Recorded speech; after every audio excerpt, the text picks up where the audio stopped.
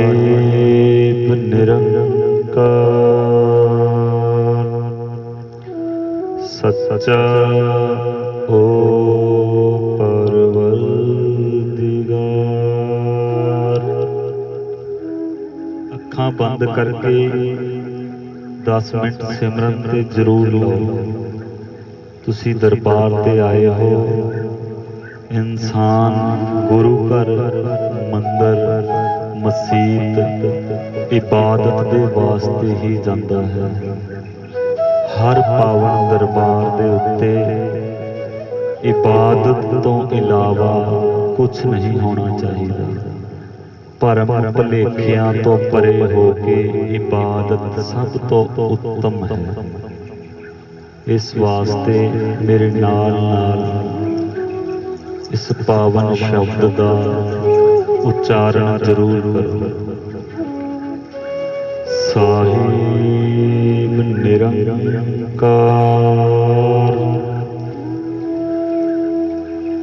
सच्चा ओ परवरदिगार।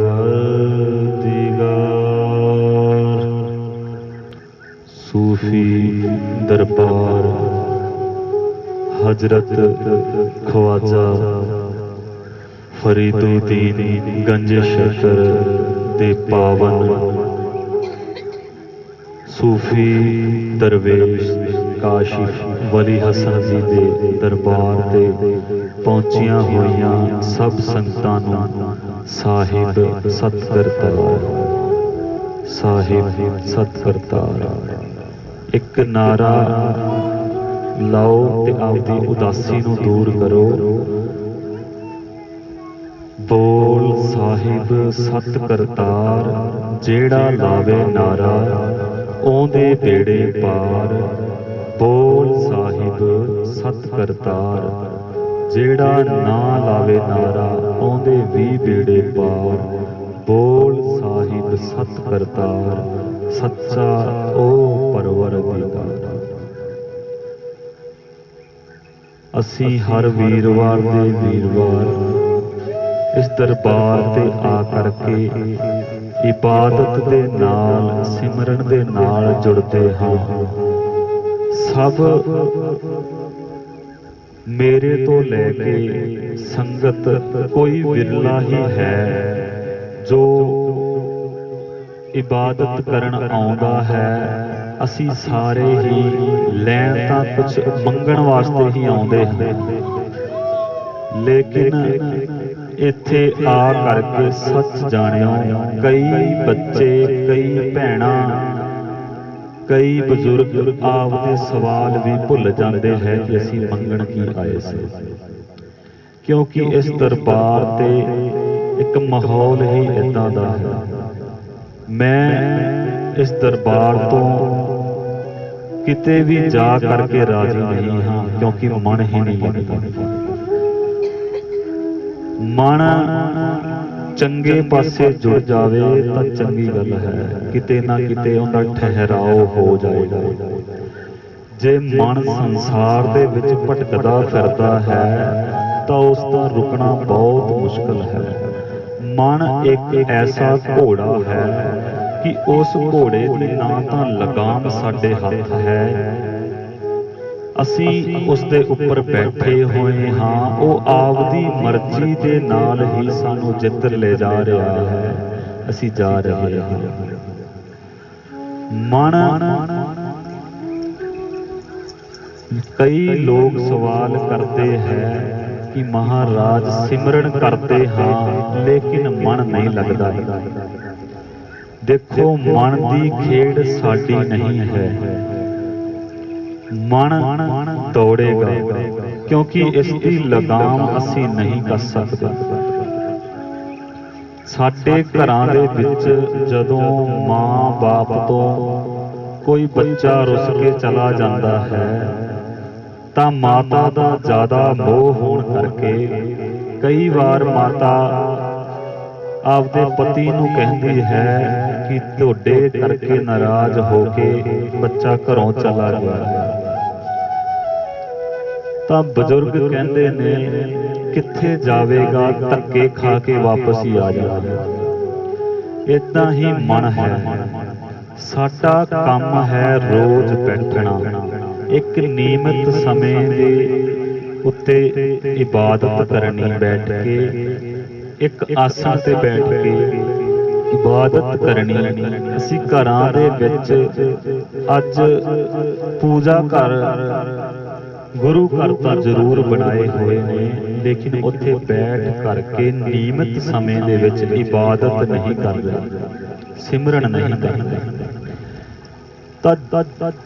इदां है कि जदों बजुर्ग कहते हैं धक्के खा के वापस आऊगा, इदां ही मन है जदों नियमित समय दे विच असीं बैठ के उस खालिक की बंदगी करांगे, उस परमेश्वर की बंदगी करांगे, तो ओह एक ना एक दिन ठहराव दे विच आ जाएगा।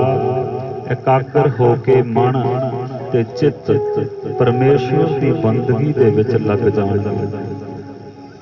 ते सानू कोशिश करनी चाहिए है कि चाहे साडे कंमां कारां दे विचों 5 मिनट ही सिमरन वास्ते निकलन, पर जरूर कढ़िया जावे। एक एकांत समय दे विच बैठ के इबादत जरूर करी जावे।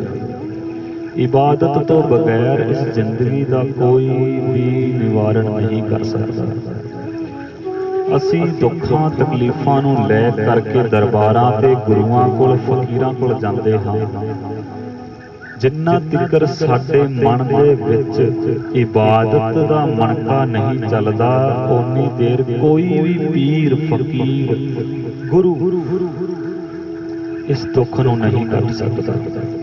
असी खुद भी सहारा बणीए आपदा सिमरन करके। इदां दी एक कहानी महात्मा बुद्ध के समय दी है। एक फकीर एक पत्थर ते बैठ करके इबादत करदा सी। रोज सवेरे आ जाना, नदी दे किनारे पत्थर पिया होया सी, उस पत्थर दे ऊपर बैठ करके उस फकीर ने इबादत करनी। इबादत करते करते काफी समा गुजर गया। एक धोबी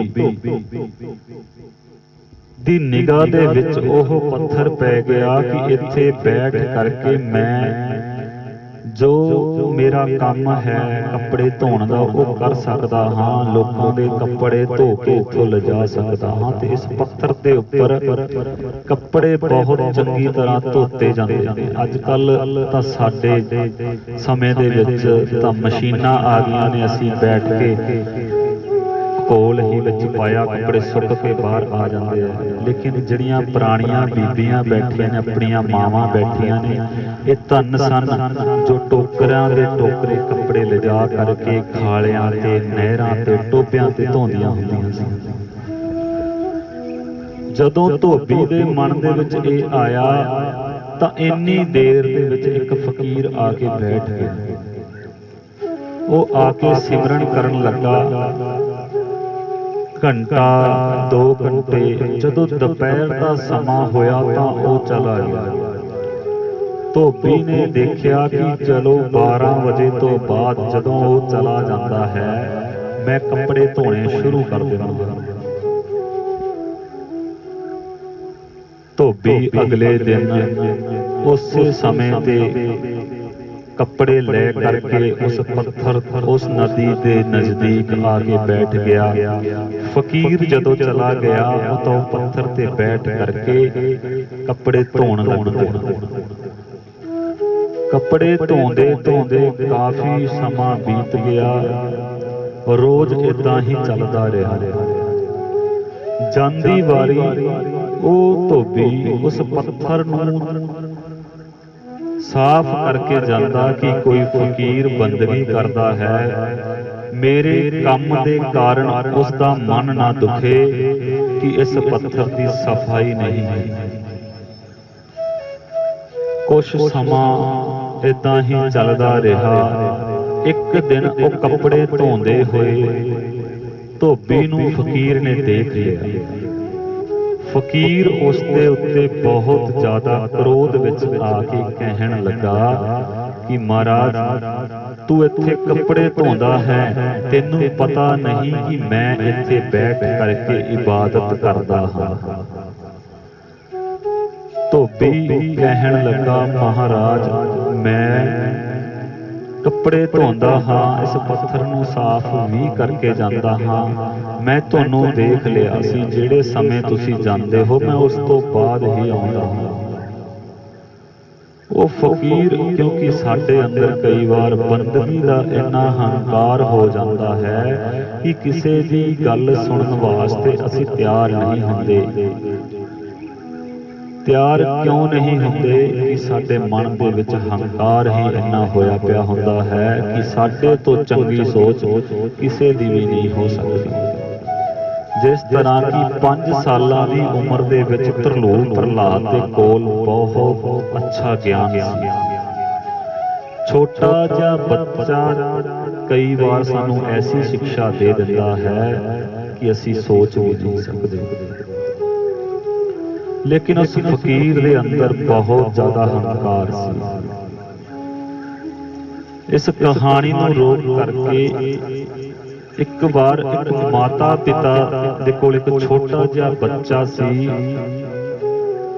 गल है ज्ञान दी कि ज्ञान 80 सालां दे बुजुर्ग तक जे नहीं आई तां हो सकदा है कि 5 सालां दे बच्चे कोल भी उन्ना ज्ञान होवे।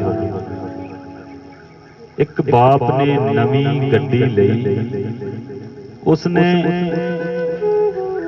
रोज घर दे दरवाजे दे अगे खड़ी करनी। एक दिन उस बच्चे ने जो छोटा जिहा सी गड्डी धोंदे होए, उसका बाप गड्डी धो रहा सी। उस बच्चे ने शायद यह घटना इंग्लैंड दी है, उसके बाप ने बाद दे विच अखबारां दे विच छपाई सी। वो गड्डी धोंदे होए उसका बेटा कोई पत्थर दे नाल या कंच दे नाल गड्डी दे उपर कुछ लिख रहा सी, जिस तो बाप ने क्रोधित होकर उसके थप्पड़ मारिया। थप्पड़ इन्नी जोर दी लगा कि वो जदों सड़क नाल वज्जा थले तो उसकी मौत हो गई। हॉस्पिटल लैके गए तो उसनूं मृत घोषित कर दिता गया। उस बाप के मन दे विच बड़ा पछतावा होया। चलो थप्पड़ मारिया सी, गलती उसकी सी, तां मन दे विच इन्ना ज़्यादा दुख नहीं सी। बच्चे का दुख तो खैर बहुत होता। कुछ दिनों बाद उही गड्डी वो धो रहा सी, जिथे वो बच्चा पत्थर दे नाल कुछ लिख रहा सी। जदों उसने गौर नाल देखिया तो उत्थे लिखिया होया सी आई लव यू पापा। उस इंसान की उत्थे ही मौत हो गई कि मैं आपदे बच्चे नूं एक छोटी जी गलती दे कारण इन्नी जोर दी थप्पड़ मारिया कि वो जिंदगी गवा गया। लेकिन वो लिख रहा सी कि मैं बापू तेनू बहुत प्यार करदा हां। तां वो छोटा जिहा बच्चा उस बाप नूं ज्ञान दे गया ते उस बाप ने फिर अखबारां दे विच छपाया कि कदे भी गुस्से दे विच आ करके असीं बच्चियां दे उत्ते हत्थ ना उठाईए, की पता उन्हां दी निक्की जी शरारत साडे प्रेम करके हो गई। तां इदां ही वो फकीर क्रोधित हुंदा गया। क्रोधित हुंदे धोबी उतों वस्त्र लै करके अपने वस्त्र सारे ले करके कहन लगा चंगा फकीर साईं मैं इत्थों चला जांदा हां। जे तुसीं नहीं चाहुंदे कि मैं इत्थे बैठ के कपड़े धोवां तां मैनूं अक्षमा कर दिओ, अगे तो मैं इत्थे कपड़े धोण वास्ते नहीं आवांगा। तो इदां ही अगले दिन उस फकीर का गुरु आ करके कहन लगा तू इबादत करदा है, कुछ प्राप्ति मिली है? कहन लगा फकीर महाराज मैं इबादत तां बहुत करना हाँ, इबादत दे विच अड़चना बहुत आउंदियां ने। जिथे बैठ के करता था कोई ना कोई मैनू परेशान करन आ जाता है। ਪਰੇਸ਼ਾਨੀ ਦਾ ਮਤਲਬ ਹੈ ਕਿ ਘਰਾਂ ਦੇ ਵਿੱਚ ਜਦੋਂ ਅਸੀਂ ਸਿਮਰਨ ਕਰਦੇ ਹਾਂ, ਬੈਠਦੇ ਹਾਂ, ਔਰ ਸਾਡੇ ਦੁੱਖ, ਸਾਡੇ ਕੰਮਕਾਰ ਸਾਨੂੰ ਸਿਮਰਨ ਤੋਂ ਤੋੜਦੇ ਨੇ, ਜਿਨ੍ਹਾਂ ਕਰਕੇ ਕਈ ਵਾਰ ਬੀਬੀਆਂ ਜਾਂ ਭਾਈ ਕਹਿ ਜਾਂਦੇ ਆ, ਮਹਾਰਾਜ ਇੰਨਾ ਟਾਈਮ ਹੀ ਨਹੀਂ ਹੁੰਦਾ ਕਿ ਸਿਮਰਨ ਕਰਿਆ ਜਾਵੇ, ਤੁਸੀਂ ਸਾਰਾ ਦਿਨ ਸਿਮਰਨ ਸਿਮਰਨ ਸਿਮਰਨ ਕਹੀ ਜਾਂਦੇ ਹੋ, ਲੇਕਿਨ ਇੰਨਾ ਸਮਾਂ ਹੀ ਨਹੀਂ ਹੁੰਦਾ। ਤਾਂ ਉਸ ਫਕੀਰ ਨੇ ਕਿਹਾ, ਕੀ ਗੱਲ ਹੈ? ਕਹਿੰਦਾ ਜੀ ਮੈਂ ਇਸ ਪੱਥਰ ਤੇ ਬੈਠ ਕਰਕੇ ਰੋਜ਼ ਇਬਾਦਤ ਕਰਦਾ ਹਾਂ ਤੇ ਇੱਕ ਧੋਬੀ ਮੈਨੂੰ ਰੋਜ਼ ਪਰੇਸ਼ਾਨ ਕਰਦਾ ਸੀ। ਮੈਂ ਦੇਖਦਾ, ਜਿਸ ਦਿਨ ਦੇਖਿਆ ਉਸ ਦਿਨ ਮੈਂ ਉਸ ਦੇ ਕਰੋਧਿਤ ਹੋਇਆ। ਤਾਂ ਫਕੀਰ ਸਾਈਂ ਦਾ ਗੁਰੂ ਕਹਿਣ ਲੱਗਾ, ਤੈਨੂੰ ਉਸ ਦੇ ਉੱਪਰ ਕਰੋਧਿਤ ਨਹੀਂ ਹੋਣਾ ਚਾਹੀਦਾ ਸੀ। ਤੂੰ ਇਸ ਪੱਥਰ ਤੋਂ ਕੋਈ ਸਿੱਖਿਆ ਲਈ? ਉਸ ਦੇ ਵਸਤਰ ਧੋਣ ਤੋਂ ਕੋਈ ਸਿੱਖਿਆ ਲਈ ਹੈ? ਕਹਿਣ ਲੱਗਾ, ਨਹੀਂ ਮਹਾਰਾਜ, ਉਹ ਧੋਬੀ ਮੈਨੂੰ ਕੀ ਸਿੱਖਿਆ ਦੇ ਸਕਦਾ ਸੀ। ਤਾਂ ਫਕੀਰ ਸਾਈਂ ਦੇ ਗੁਰੂ ਨੇ ਕਿਹਾ, ਪਹਿਲੀ ਗੱਲ, ਉਹ ਪੱਥਰ ਤੇ ਆ ਕੇ ਕੱਪੜੇ ਧੋਂਦਾ ਸੀ। ਇਸ ਪੱਥਰ ਤੇ ਬੈਠ ਕੇ ਹਜ਼ਾਰਾਂ ਹੀ ਕੱਪੜੇ ਧੋ ਕਰਕੇ, ਚਿੱਟੇ ਕਰਕੇ, ਦਾਗ, ਮਲ ਮੂਤਰ ਦੇ ਦਾਗ ਹਟਾ ਕਰਕੇ ਉਸਨੇ ਲੋਕਾਂ ਨੂੰ ਪਹਿਨਾ ਦਿੱਤੇ। ਤੂੰ ਇੰਨੇ ਦਿਨਾਂ ਤੋਂ ਇਸ ਪੱਥਰ ਤੇ ਬੈਠ ਕੇ ਇਬਾਦਤ ਕਰ ਰਿਹਾ ਹੈ, ਤੇਰੇ ਅੰਦਰ ਦਾ ਹੰਕਾਰ ਹਾਲੇ ਵੀ ਨਹੀਂ ਮਰਿਆ। ਉਹ ਲੋਕਾਂ ਨੂੰ ਇੰਨੇ ਵਸਤਰ ਸਾਫ਼ ਕਰਕੇ ਦੇ ਰਿਹਾ ਹੈ, ਉਸਦੇ ਦਾਗ ਕੱਢ ਕੱਢ ਕੇ ਇਸ ਪੱਥਰ ਤੇ ਰੱਖ ਕੇ ਨਿਖਾਰ ਕੇ ਦੇ ਰਿਹਾ ਹੈ। ਤੂੰ ਇਸ ਪੱਥਰ ਤੇ ਬੈਠ ਕਰਕੇ ਆਪਦਾ ਹੰਕਾਰ ਹੀ ਵਧਾਇਆ ਹੈ, ਆਪਦੇ ਅੰਦਰ ਦੇ ਗੁਣਾਂ ਨੂੰ ਨਹੀਂ ਬਦਲਿਆ। ਮਹਾਰਾਜ ਵੀ ਬਾਣੀ ਵਿੱਚ ਕਹਿੰਦੇ ਹਨ ਕਿ ਕੋਈ ਐਸਾ ਸਾਬਣ ਨਹੀਂ ਹੈ ਜਿਸ ਨਾਲ ਅਸੀਂ ਆਪਦਾ ਗੰਦ ਧੋ ਸਕੀਏ। ਸਿਰਫ ਇੱਕ ਇਬਾਦਤ ਹੀ ਹੈ ਜੋ ਸਾਡੇ ਮਨ ਦੇ, ਸਾਡੇ ਮਾਨਸਿਕ ਰੋਗਾਂ ਦੇ ਜਿਹੜੇ ਦੁੱਖ ਸਾਨੂੰ ਲੱਗੇ ਹੋਏ ਹਨ, ਜੋ ਗੰਦ ਸਾਨੂੰ ਚਿੰਬੜਿਆ ਹੋਇਆ ਹੈ, ਇੱਕ ਸਿਮਰਨ ਤੇ ਇਬਾਦਤ ਹੀ ਹੈ ਜੋ ਇਹਨਾਂ ਤੋਂ ਸਾਨੂੰ ਬਚਾ ਸਕਦਾ ਹੈ, ਜੋ ਸਾਨੂੰ ਸਾਡੇ ਜੀਵਨ ਵਿੱਚ ਇਸ ਗੰਦਗੀ ਨੂੰ ਧੋ ਸਕਦਾ ਹੈ। ਤਾਂ ਸਿਰਫ ਸਿਮਰਨ ਹੀ ਧੋ ਸਕਦਾ ਹੈ, ਇਸ ਤੋਂ ਇਲਾਵਾ ਕੋਈ ਵੀ ਨਹੀਂ ਧੋ ਸਕਦਾ। ਮੈਂ ਕੁਝ ਦਿਨ ਤੋਂ ਯਾਤਰਾ ਤੇ ਗਿਆ ਹੋਇਆ ਸੀ। ਇੱਥੋਂ ਦਰਬਾਰ ਨੂੰ ਛੱਡ ਕਰਕੇ ਜਾਣਾ ਬਹੁਤ ਔਖਾ ਹੈ, ਲੇਕਿਨ ਖਵਾਜਾ ਸਾਹਿਬ ਮੌਦੂਦੀਨ ਚਿਸ਼ਤੀ ਸਾਹਿਬ ਦੇ ਦਰਸ਼ਨ ਕਰਨ ਵਾਸਤੇ ਅਜਮੇਰ ਸ਼ਰੀਫ ਗਏ ਸੀ। ਅਜਮੇਰ ਸ਼ਰੀਫ ਖਵਾਜਾ ਚਿਸ਼ਤੀ ਸਾਹਿਬ ਨੇ ਜਿਹੜੇ ਉਹਨਾਂ ਦੇ ਮੁਰੀਦ ਹੋਏ ਹਨ, ਬਾਬਾ ਫਰੀਦੁਦੀਨ ਗੰਜੇ ਸ਼ਕਰ। ਬਾਬਾ ਫਰੀਦੁਦੀਨ ਗੰਜੇ ਸ਼ਕਰ ਜੋ ਕਾਸ਼ੀ ਸਾਹਿਬ ਦੇ ਗੁਰੂ ਸਨ। ਕਾਸ਼ੀ ਸਾਹਿਬ ਦੇ ਗੁਰੂ ਬਾਬਾ ਫਰੀਦੁਦੀਨ ਸਨ। ਫਰੀਦੁਦੀਨ ਦੇ ਗੁਰੂ ਮੌਦੂਦੀਨ ਚਿਸ਼ਤੀ ਸਾਹਿਬ ਸਨ। ਅਸੀਂ ਉਹਨਾਂ ਦੇ ਦਰਸ਼ਨ ਕਰਨ ਵਾਸਤੇ ਗਏ। ਸੱਚ ਜਾਣਿਓ ਮਨ ਟੁੱਟ ਗਿਆ, ਕਿਉਂਕਿ ਮੈਂ ਪਹਿਲਾਂ ਵੀ ਗਿਆ ਤਾਂ ਜ਼ਰੂਰ ਸਾਂ, ਉਦੋਂ ਵੀ ਇਹੀ ਮਾਹੌਲ ਸੀ ਤੇ ਅੱਜ ਵੀ ਇਹੀ ਮਾਹੌਲ ਹੈ। ਦੀਵਾਰਾਂ ਦੇ ਉੱਤੇ ਤੰਬਾਕੂ ਖਾ ਖਾ ਕੇ, ਥੁੱਕ ਥੁੱਕ ਕੇ, ਕੋਈ ਸਫਾਈ ਦਾ ਧਿਆਨ ਨਹੀਂ, ਕਿਸੇ ਚੀਜ਼ ਦਾ ਪ੍ਰਬੰਧ ਨਹੀਂ, ਇੱਥੋਂ ਤੱਕ ਕਿ ਪਾਣੀ ਵੀ ਨਹੀਂ ਕੋਈ ਪੁੱਛਦਾ। ਇੰਨੇ ਵੱਡੇ ਦਰਬਾਰਾਂ ਦੇ ਉੱਤੇ ਖਾਣ ਨੂੰ, ਪੀਣ ਨੂੰ ਸਿਰਫ ਤੇ ਸਿਰਫ ਪੈਸਾ ਹੀ ਪ੍ਰਧਾਨ ਹੈ। ਲੋਕ ਮੱਥਾ ਹੀ ਟਿਕਾ ਰਹੇ ਹਨ, ਸੰਗਤ ਦੀ ਸੇਵਾ ਨਾਲ ਕੋਈ ਮਤਲਬ ਨਹੀਂ ਹੈ। ਪਾਨ ਵਗੈਰਾ ਥੁੱਕ ਥੁੱਕ ਕੇ ਸੜਕਾਂ ਲਾਲ ਕਰੀਆਂ ਪਈਆਂ ਨੇ। ਇੰਨਾ ਬੁਰਾ ਹਾਲ ਹੈ ਕਿ ਇਨਸਾਨ 10 ਮਿੰਟ ਉੱਥੇ ਖੜ ਨਹੀਂ ਸਕਦਾ।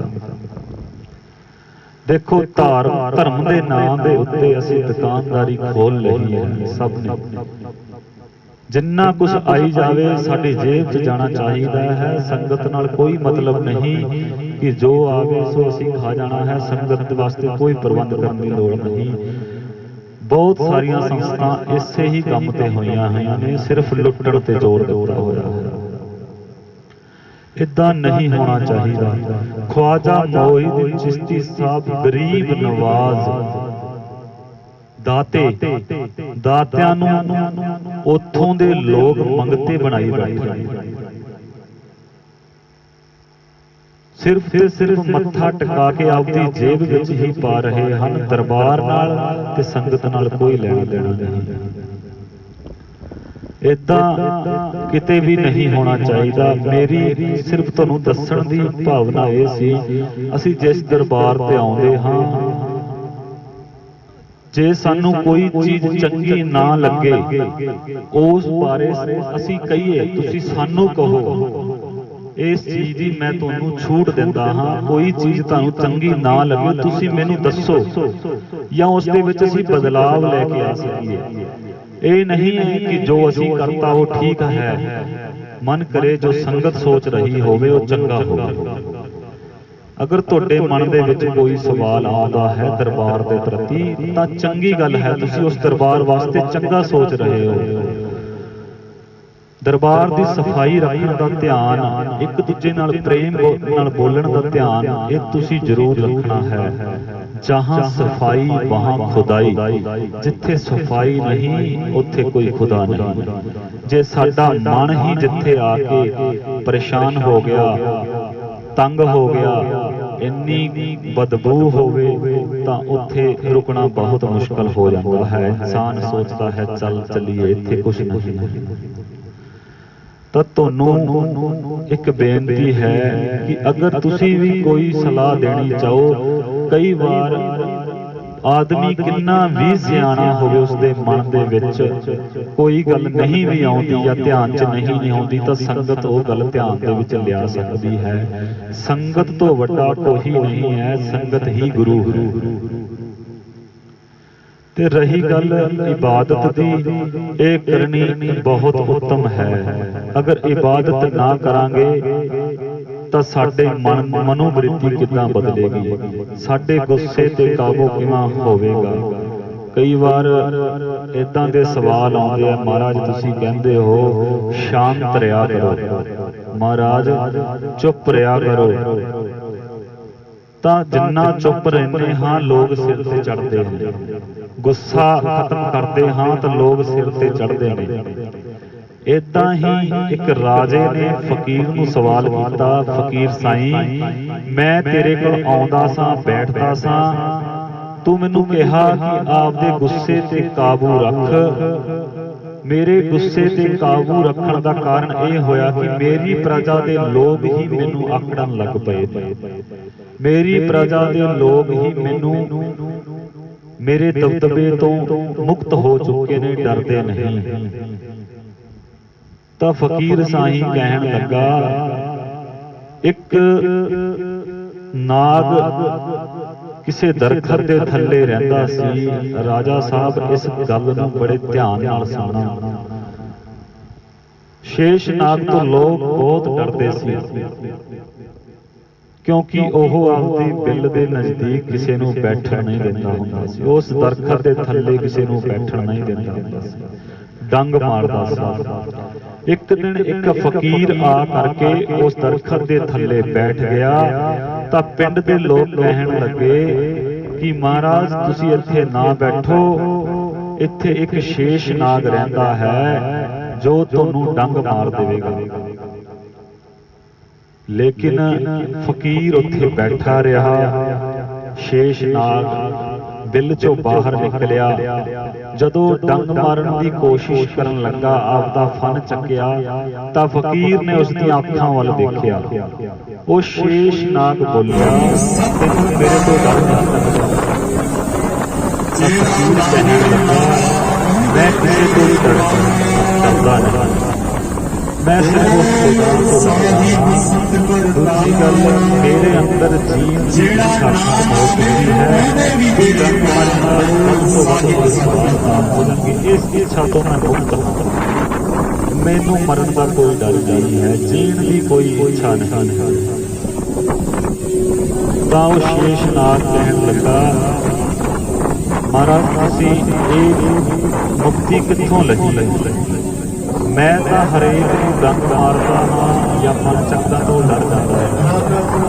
ਕਹਿਣ ਲੱਗਾ ਫਕੀਰ ਤੂੰ ਆਪਦੀ ਮੌਤ ਦੇ ਡਰ ਤੋਂ ਮਨ ਚੱਕਦਾ ਹੈ, ਤੈਨੂੰ ਇਹ ਹੈ ਕਿ ਮੈਨੂੰ ਕੋਈ ਮਾਰ ਨਾ ਦੇਵੇ, ਇਸ ਡਰ ਤੋਂ ਤੂੰ ਫਨ ਚੱਕ ਕੇ ਅਗਲੇ ਨੂੰ ਡਰਾਉਂਦਾ ਹੈ। ਜਿੰਨਾ ਤਿੱਕਰ ਮੌਤ ਦੇ ਭੈ ਤੋਂ ਤੂੰ ਮੁਕਤ ਨਹੀਂ ਹੁੰਦਾ ਤਾਂ ਏਦਾਂ ਹੀ ਤੇਰੇ ਅੰਦਰ ਦਾ ਹੰਕਾਰ ਲੋਕਾਂ ਨੂੰ ਡਰਾਉਂਦਾ ਰਹੇਗਾ। ਕੁਝ ਸਮਾਂ ਬੀਤਿਆ, ਉਹ ਸ਼ੇਸ਼ਨਾਗ ਬਿਲਕੁਲ ਸ਼ਾਂਤ ਰਹਿਣ ਲੱਗ ਪਿਆ। ਫਕੀਰ ਉੱਥੋਂ ਚਲਾ ਗਿਆ। ਸ਼ੇਸ਼ਨਾਗ ਰੋਜ਼ ਬਾਹਰ ਆਉਂਦਾ, ਕਿਸੇ ਨੂੰ ਕੁਛ ਵੀ ਨਾ ਕਹਿੰਦਾ। ਛੋਟੇ ਛੋਟੇ ਬੱਚੇ ਉਸ ਨੂੰ ਖਿੱਚੀ ਫਿਰਦੇ, ਜਿਸ ਨਾਲ ਉਸ ਨੂੰ ਕਾਫੀ ਚੋਟਾਂ ਲੱਗੀਆਂ। ਹਰ ਇਨਸਾਨ ਉਸ ਨੂੰ ਚੁੱਕ ਕੇ ਲੈ ਜਾਂਦਾ, ਕਦੀ ਪੱਥਰਾਂ ਤੇ ਸੱਟ ਦਿੰਦਾ, ਕਿਉਂਕਿ ਉਹ ਡੰਗ ਮਾਰਨਾ ਛੱਡ ਗਿਆ, ਗੁੱਸਾ ਕਰਨਾ ਛੱਡ ਗਿਆ।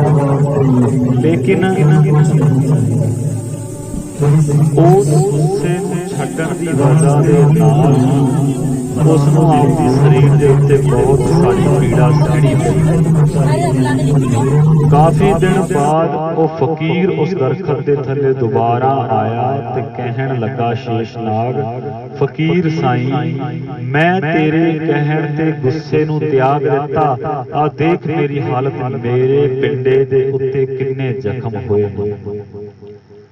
ਤਾਂ ਫਕੀਰ ਕਹਿਣ ਲੱਗਾ, ਮੈਂ ਤੈਨੂੰ ਡੰਗ ਮਾਰਨ ਤੋਂ ਰੋਕਿਆ ਸੀ, ਮੈਂ ਤੈਨੂੰ ਗੁੱਸਾ ਕਰਨ ਤੋਂ ਰੋਕਿਆ ਸੀ, ਮੈਂ ਤੈਨੂੰ ਆਪਦਾ ਆਤਮ ਰਕਸ਼ਾ ਕਰਨ ਤੋਂ ਤਾਂ ਨਹੀਂ ਰੋਕਿਆ ਸੀ, ਫਨ ਚੱਕਣ ਤੋਂ ਤਾਂ ਨਹੀਂ ਰੋਕਿਆ ਸੀ।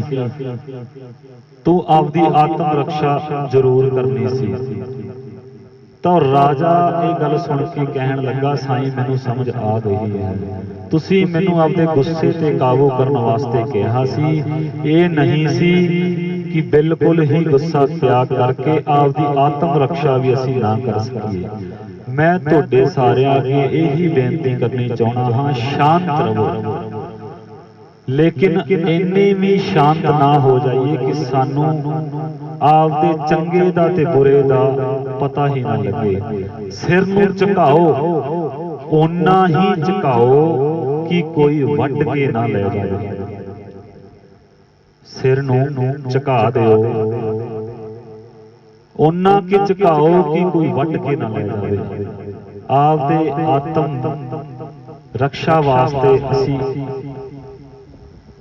ਹਰ ਵਕਤ ਤਿਆਰ ਰਹਿਣਾ ਹੈ, ਲੇਕਿਨ ਕਿਸੇ ਨਾਲ ਵਿਅਰਥ ਨਹੀਂ ਝਗੜਨਾ, ਸ਼ਾਂਤ ਰਹਿਣਾ ਹੈ। ਅਗਲੇ ਨੂੰ ਸ਼ਾਂਤੀ ਨਾਲ ਸਮਝਾਓ, ਜੇ ਨਹੀਂ ਮੰਨਦਾ ਤਾਂ ਗੁੱਸਾ ਨਹੀਂ। ਜੇ ਕੁਛ ਹਰਕਤ ਕਰੇ ਤਾਂ ਇੰਨਾ ਵੀ ਨਾ ਸੋਚੋ ਕਿ ਸਾਡਾ ਉਹ ਨੁਕਸਾਨ ਕਰਕੇ ਚਲਾ ਜਾਵੇ। ਇਬਾਦਤ ਕਰਨ ਦਾ ਮਤਲਬ ਇਹ ਹੈ ਕਿ ਸਾਡੇ ਅੰਦਰ ਦੇ ਜਿਹੜੇ ਮਾੜੇ ਗੁਣ ਹਨ ਉਹ ਦੂਰ ਹੋ ਜਾਣ, ਚੰਗੇ ਗੁਣਾਂ ਨੂੰ ਅਸੀਂ ਗ੍ਰਹਿਣ ਕਰ ਸਕੀਏ। ਚੰਗੇ ਗੁਣ ਹੀ ਚੰਗਾ ਜੀਵਨ ਦਿੰਦੇ ਹਨ।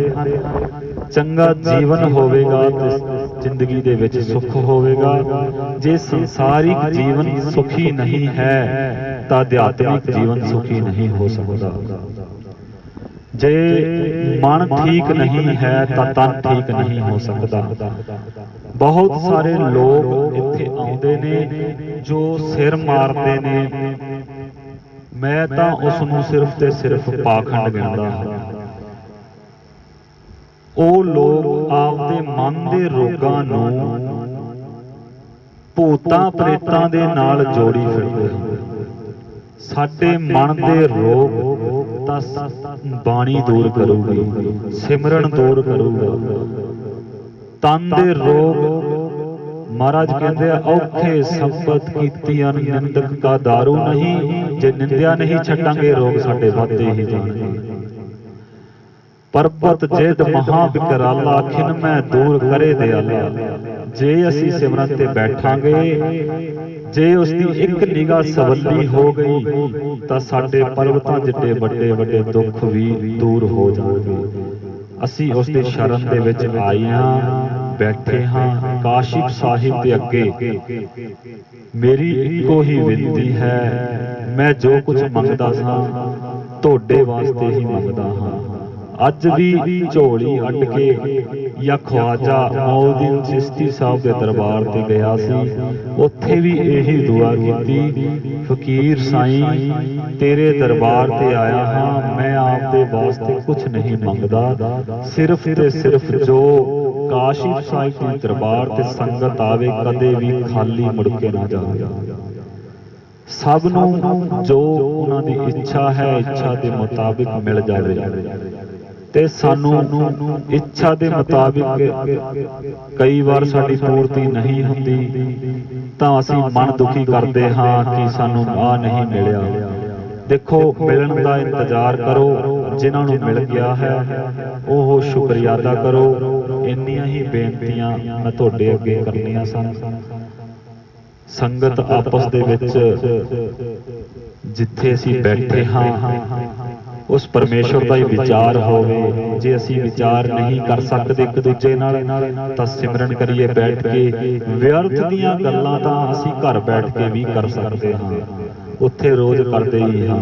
ਪਾਵਨ ਦਰਬਾਰਾਂ ਤੇ ਜਾਂ ਗੁਰੂ ਘਰਾਂ ਜਾਂ ਮੰਦਰਾਂ ਮਸੀਤਾਂ 'ਚ ਜਾ ਕਰਕੇ ਘਰ ਦੀਆਂ ਗੱਲਾਂ ਘਰੇ ਛੱਡ ਆਇਆ ਕਰੋ। ਇੱਥੇ ਜਦੋਂ ਅਸੀਂ ਉਸ ਦੇ ਅੱਗੇ ਮੱਥਾ ਟੇਕ ਦਿੱਤਾ, ਉਹਦੀ ਵਿਚਾਰ ਕਰੋ, ਉਹਦੇ ਵਿਚਾਰ ਸੁਣੋ, ਜ਼ਿੰਦਗੀ 'ਚ ਗ੍ਰਹਿਣ ਕਰੋ, ਇਬਾਦਤ ਕਰੋ, ਚੁਗਲੀ ਨਿੰਦਾ ਤੋਂ ਬਚ ਕੇ ਰਹੋ। ਕਈ ਲੋਕ ਮੱਥਾ ਟੇਕਣ ਆਉਂਦੇ ਹਨ, ਜਾਂਦੇ ਜਾਂਦੇ ਹੀ ਜੇ ਕੁਝ ਲੈ ਕੇ ਗਏ ਹੁੰਦੇ ਹਨ ਤੇ ਚੁਗਲੀਆਂ ਕਰਦੇ ਕਰਦੇ ਹੀ ਸਭ ਗਵਾ ਜਾਂਦੇ ਹਨ। ਇਬਾਦਤ ਤੋਂ ਬਗੈਰ ਸਭ ਖਵਾਰ ਹੈ।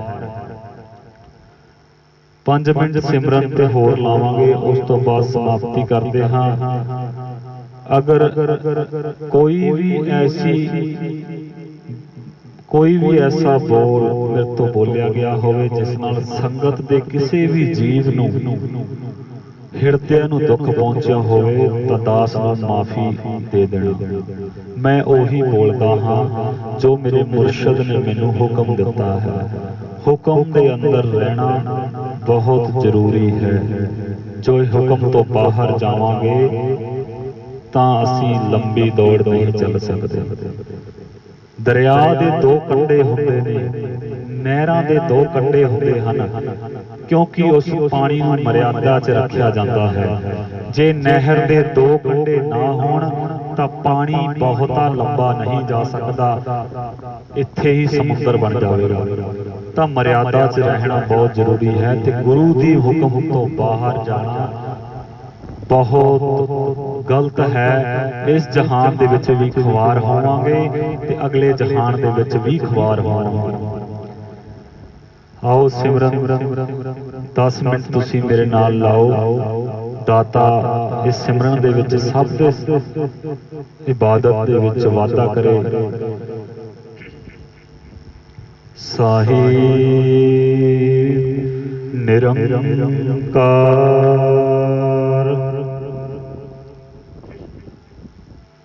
ਸੱਚਾ ਹੋ ਪਰਵਰਦਿਗਾਰ, ਸਾਹਿਬ ਨਿਰੰਕਾਰ ਸੱਚਾ ਹੋ ਪਰਵਰਦਿਗਾਰ, ਸਾਹਿਬ ਨਿਰੰਕਾਰ ਜਿਸ ਦਾ ਕੋਈ ਆਕਾਰ ਨਹੀਂ ਹੈ, ਉਹੀ ਸੱਚਾ ਪਰਵਰਦਿਗਾਰ ਹੈ।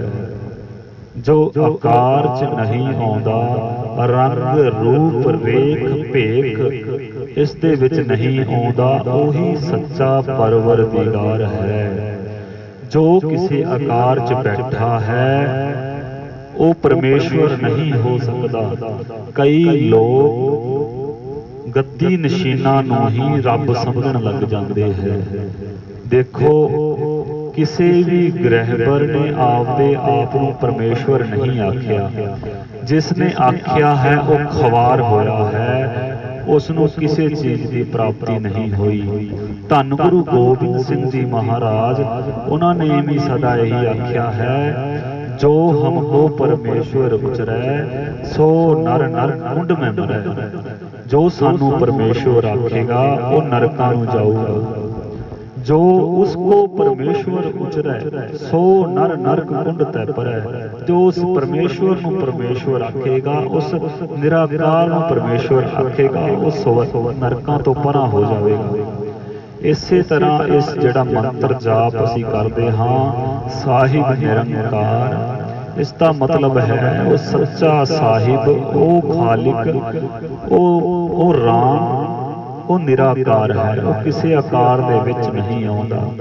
जो किसी आकार दे विच नहीं आउंदा ओही सच्चा परवरदिगार है। जो आकार च बैठा है, रंग रूप च बैठा, वो सच्चा परवरदिगार नहीं हो सकता। समाधियां, धूणे, मूर्तियां सब उसका परदा है। इस परदे तो अगे दी खेड़ सिमरन दी है। कर्म कांड दे नाल जुड़ना मैं ठीक समझदा हाँ। अगर किसी की आत्मा मूर्ति नूं भोजन करवा करके, भोग लवा करके तृप्त होती है, चंगी गल है। लेकिन उसनूं इन्ना ज्ञान भी होना चाहिए है कि जिस मूर्ति, जिस देवी देवते की मैं पूजा कर रहा हाँ, वो नाम सिमरन दे नाल ही पूजा दे लायक बनिया है। ते हर जीव नूं सिमरन जरूर करना चाहिए है। सिमरन तो इलावा असी परमेश्वर की प्राप्ति नहीं कर सकते। जदों असी इबादत करते हाँ, बहुत आनंद आउंदा है। इस आनंद नूं ही कई लोग परमेश्वर समझण लग जाते हैं। रिद्धियां सिद्धियां मिल जांदियां हन, उसका इस्तेमाल करन नूं ही परमेश्वर समझण लग जाते हैं। हालांकि जदों असी इबादत करते हाँ, उस टाइम दे 7 पड़ाव होंदे हैं। उस 7 पड़ावां दे विच हौली हौली जदों कंठ सिद्धि तक आउंदा है, साडे जदों कंठ दे विचों जो वचन निकलते हैं वो पूरे होने लग जाते हैं, तो इंसान सोचता है कि मैं खुदा बन गया हाँ, यही खुदा की प्राप्ति है। लेकिन यह खुदा की प्राप्ति नहीं, ये पड़ाव तो सिर्फ एक आनंद है। असी इस तो अगे गुजरना है, उस दे विच नहीं रहना।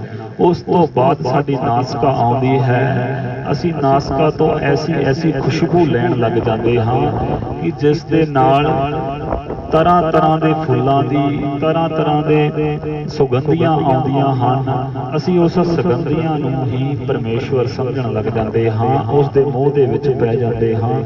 असी सोचते हाँ कि यही परमेश्वर की प्राप्ति है, लेकिन नहीं, इस तो अगे भी है। फिर साडे नेत्र आ जाते हैं। नेत्रां तो असी ऐसे ऐसे दृश्य देखण लग जाते हाँ जो सूक्ष्म हैं। अस्थूल रूप दे विच आपां बैठे हाँ, सारे एक दूजे नूं देख सकते हाँ। जिन्ने तुसी बैठे हो, इन्नियां ही सूक्ष्म रूहां बैठ करके सिमरन सुन रही ने, सत्संग सुन रही ने। जो जिसदे कोल परमेश्वर ने निगाह दिती है वो देख सकता है। जिसनों दृष्टि हले कायम नहीं हुई, चलो सब दी दृष्टि मालिक कायम करे वो सूक्ष्म रूहां नूं देखण दी।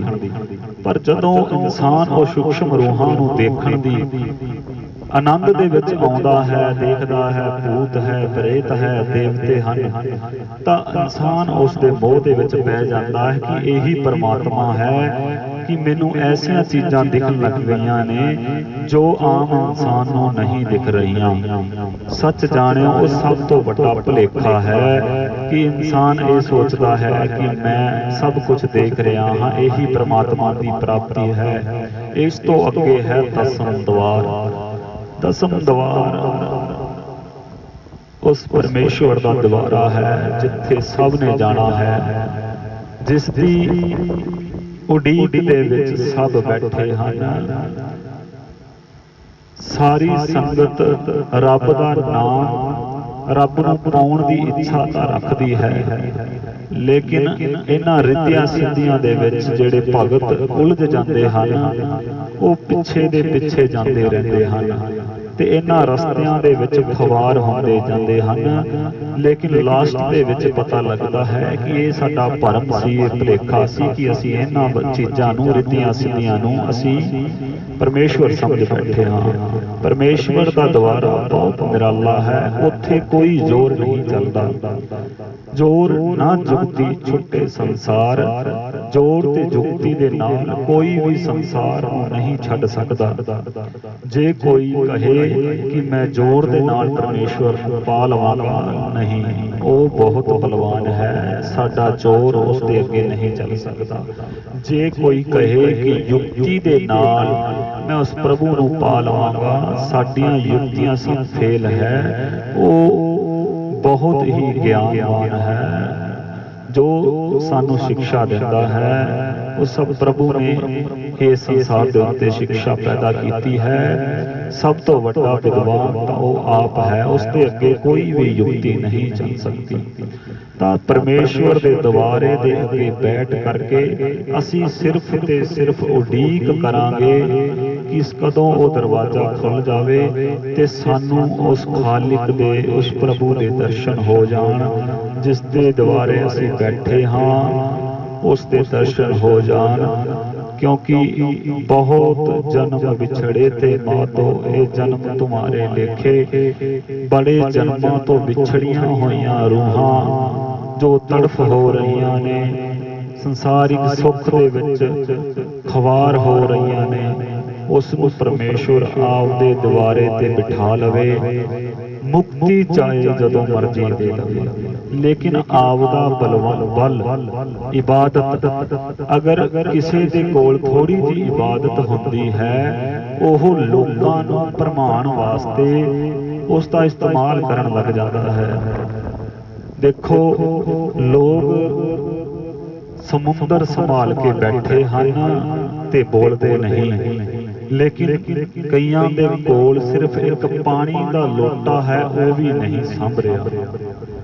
इदा ही मैं कह रहा, इबादत है ते पावन दरबारां दे विच जा करके सानू जो कुछ भी मिलता है साडे भांडे दे हिसाब नाल ही मिलता है। साडे बर्तन दे विच जिन्ना क पैण दी क्षमता हुंदी है उन्ना क ही मिल जाता है। असी दर दर फिरदे हाँ, दर दर जावांगे तो दुर दुर जरूर होवेगी। एक घर के कुत्ते, एक घर के दरवेश बन के रह जाइए तो सब कुछ मिलेगा। जिस तरह कोई इंसान अगर लोटा ले करके अगर ओह 5 किलो पानी उसदे विच पैंदा है, अगर वो खूह ते जावेगा उत्थे भी 5 किलो पानी ही उस बर्तन च पवेगा। अगर वो समुद्र के किनारे जाके कहे कि मैनू वध पानी चाहिदा है, उस लोटे विच उस तो वध पानी नहीं आऊगा। अगर असीं वध दी क्षमता रखते हाँ ते सानू साडे भांडे नूं वधाना पएगा। जिन्ना तिकर साडा भांडा साडा बर्तन नहीं वधदा, उन्ना तिकर उन्ना ही मिलेगा जिन्ने साडे भांडे दी क्षमता है, जिन्ने साडी बर्तन दी क्षमता है, उन्ना ही सानू मिल जाएगा। दर दर फिरन नाल कुछ नहीं होना। इक्के दर ते रह के आपदे अंदर दी विशालता नूं वधाइए, लैण दी क्षमता वधाइए कि सानू मालिक ऐसा बर्तन दे देवे जिस नाल साडे संसारिक सुख ठीक चली जाण, जो मंगी ओह मिल जावे। इस वास्ते बहुत वड्डी विशालता होनी चाहिए है। इन्नियां ही बेनतियां प्रवान करना दास वल्लों तुहाडे हिरदिਆਂ ਨੂੰ कोई ठेस पहुंची होवे तां माफ़ी कर देना। साहिब निरंकार सच्चा ओ परवरदिगार, बोल साहिब सत करतार, बोल साहिब सत करतार। जेड़ा लावे नारा ओंदे बेड़े पार, बोल साहिब सत करतार। जेड़ा ना लावे नारा ओंदे भी बेड़े पार, बोल साहिब सत करतार, बोल साहिब सत करतार। सच्चा ओ परवरदिगार।